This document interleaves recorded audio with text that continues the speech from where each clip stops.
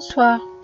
Cette petite vidéo, juste pour faire le point, un petit peu plus pour les personnes qui me suivent juste sur YouTube et qui n'ont pas Facebook, parce que j'avais mis juste un encart sur Facebook pour vous tenir au courant de la suite des événements, ce qui concerne le camping-car. Donc, parce que bon, il est un petit peu à tout le monde quand même ce camping-car. Et même s'il a été financé par une personne, il n'y a pas qu'une personne qui a participé, ni financièrement, ni avec toute l'aide et toute l'énergie qu'on m'a envoyée. Donc voilà, je pense que c'est important pour tout le monde, en tout cas ceux qui se sentent concernés. Et donc du coup, tout ça s'était passé je pense mardi ou mercredi de la semaine d'avant.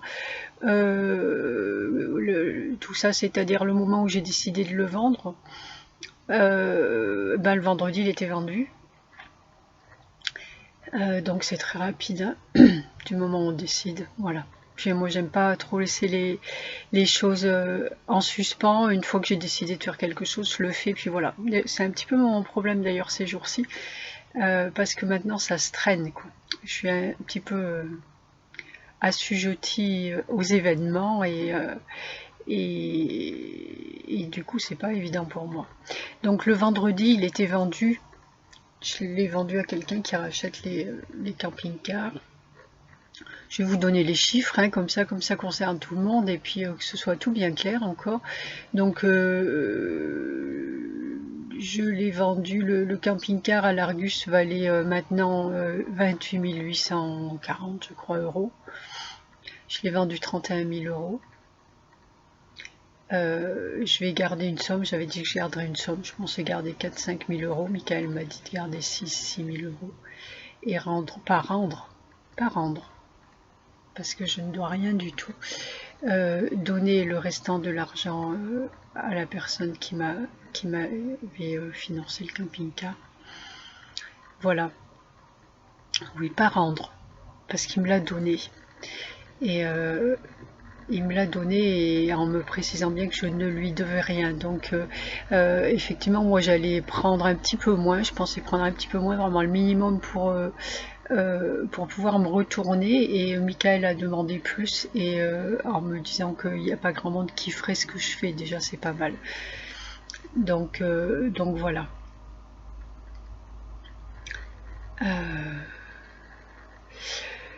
Donc cette petite somme qui a priori était, enfin cette petite somme qui est déjà pas mal, qui était a priori pour me permettre de racheter un véhicule et puis me loger.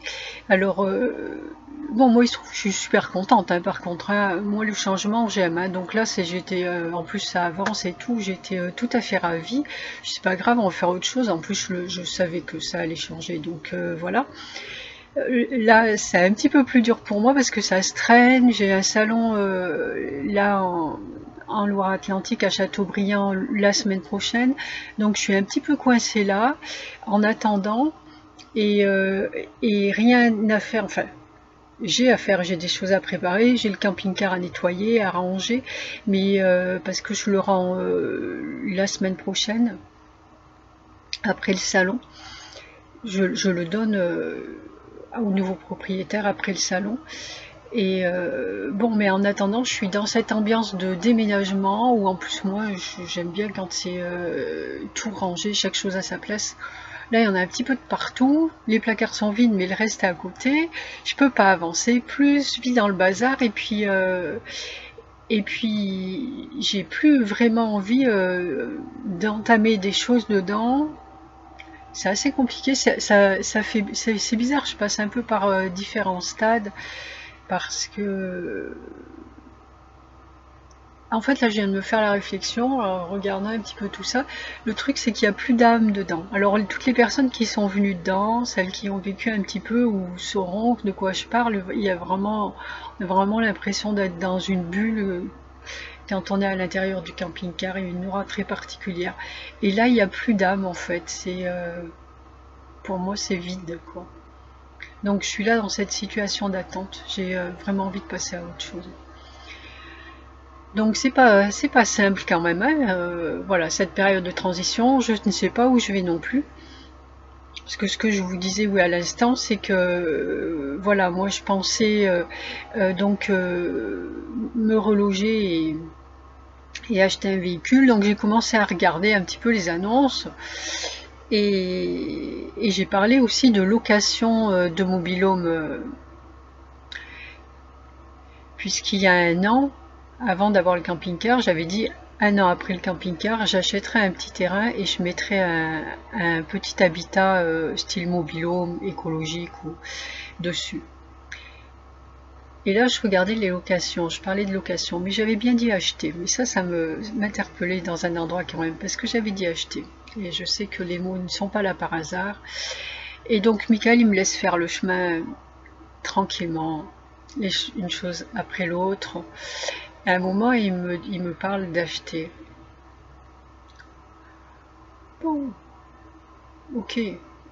Je regarde de nouveau les annonces. Ouais, je pense que c'est praticable. Acheter. Puis effectivement, j'avais dit ça. Donc voilà, je commence à regarder les annonces et puis bah, dans mes tarifs. Et puis là, maintenant que ça, j'ai lâché prise là-dessus, on passe à l'étape suivante. Et l'étape suivante, c'est ben, pourquoi tu fais petit? C'est vrai que le but de l'opération camping-car, c'était de montrer aux personnes, et c'est vraiment le discours que je tiens en permanence aux gens, c'est de décider de ce que vous voulez, de prendre le meilleur, et les moyens vont arriver. Et là, je recommençais, c'est difficile hein, les habitudes, à les faire petits, à chercher dans les moyens, et voilà. Donc pourquoi faire petit? Il m'a dit, on prend une voiture neuve et voilà, et puis il m'a montré aussi les terrains là ici de camping, parce que je parlais d'un terrain de camping avec des mobil-homes entassés, et ça c'est juste que ça va pas être possible quoi. J'ai besoin d'air. Et donc voilà, donc je sais qu'on va faire plus grand. Il m'a parlé de voitures hybrides aussi.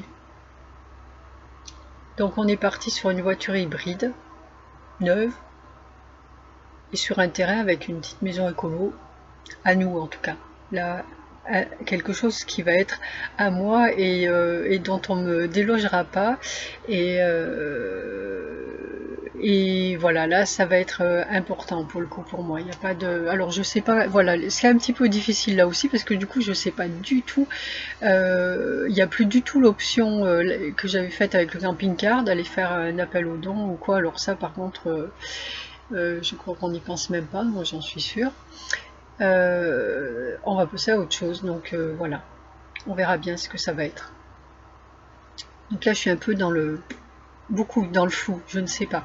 Je sais que je pars en Corse là dans 3 semaines pour les fêtes. Je sais que je ne vais pas chercher de voiture entre temps, et quand je vais rentrer, je sais rien. Donc voilà.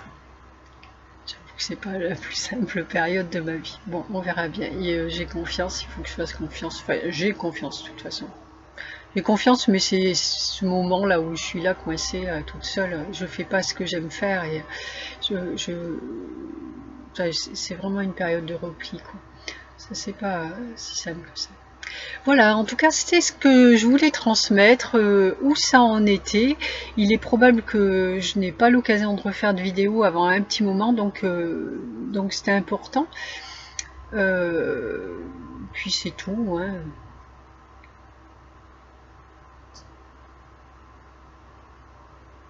Non, c'est tout.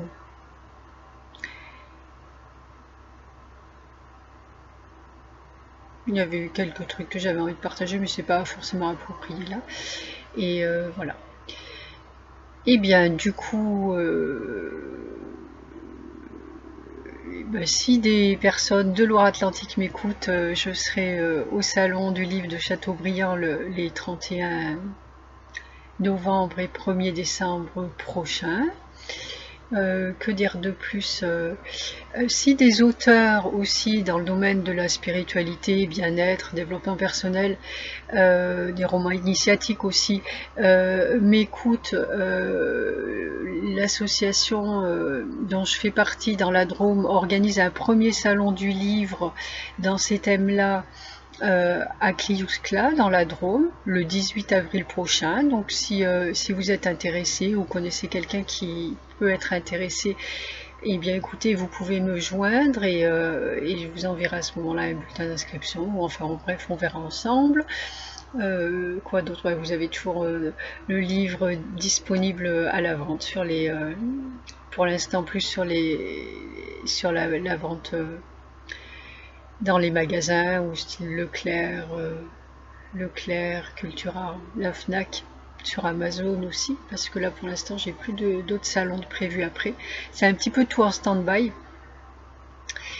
Et sinon, je suis toujours disponible quand même pour les. Ça, je n'arrêterai pas par contre de me déplacer. Hein, s'il n'est pas question que je reste enfermée dans un endroit.